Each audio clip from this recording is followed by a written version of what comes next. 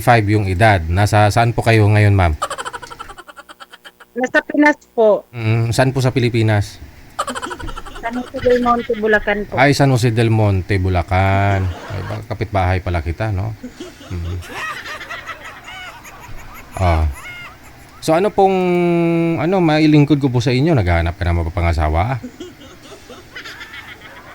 Eh kung pagpalain busing bakit kung nabigyan mo ako ng mabait, di ba?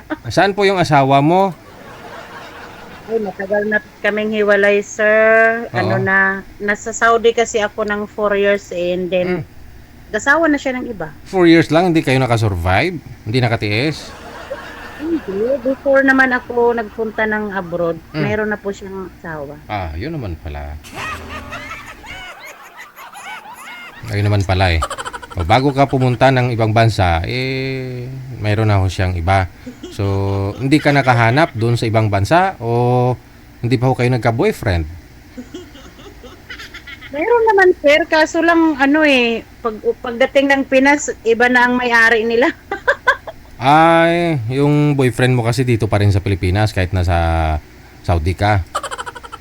Opo. Yun lang. Ngayon po wala ka ng balak mag-abroad ulit? Nag-apply po ako, sir. Interview ko by July 14, Hong Kong. Sa Hong Kong. Oh, mas maganda sa Hong Kong nga lang po. Wala ka rin maging boyfriend doon. Bibihira lang lalaki doon. Ang dami doon, open country. Oh, marami nga pero wala masyadong Pinoy. Ibang yung lahi itik eh. Ayaw ko ng itik. Ah? Hindi ka pa nakatry ng itik, no? Ayaw ko, mas masarap magmahal yung Pinoy. Oh, hindi mo. Try mo muna yung itik kasi sabi nila masarap daw.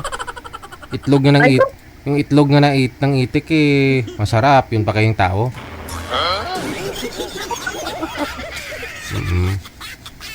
Oh, mas maganda ho yun. Good luck sa'yo sa Hong Kong, ha? Paano ho yan? So, ano pong gusto mo dito pa rin sa Pilipinas yung ibibigay namin sa inyo? Wala naman pong problema, sir, kahit saang country, basta Pilipino lang po. Okay. Sige. Ilang taon ka na nga po ulit? 45. 45. Ilan po anak? Ito po. 3. So, kasal po kayo dun sa tatay nila?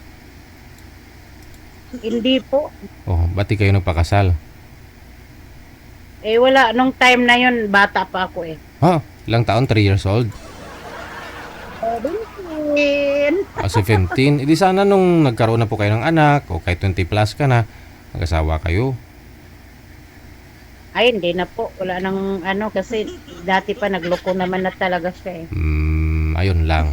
So parang hindi rin kayo ayaw mo na rin sa kanya, no? Yes. Sige. So gusto nyo pakasalan din po kayo? Wala naman problema sinong babae hindi gustong pakasalan ng lalaki. Kung meron naman, kahit matanda, basta mabait. May mga babae kasi na ayaw nilang ng kasal. Sakit lang daw sa ulo yan, no? Pero ikaw gusto mo pakasalan ka. Grabe naman, ayaw ng kasal pang habang buhay na nga yun May mga sumasali dito ayaw nila ng kasal. Kasi nakasal na nga po sila. Ganun. Minsan nga po, hindi talaga sila nangangarap na ikakasal sila. Kasi, siyempre, baka maghiwalay din daw. Sakit lang din ng ulo. Kanya-kanya naman ang prinsipyo yung tao. Okay, sige. So, yung gusto mo kasal, ha? Standby po kayo sa linya. Mga sir, dapat po hindi rin po kayo kasal kasi gusto ni madam pakasalan ho siya. Ayaw niya ng fling-fling.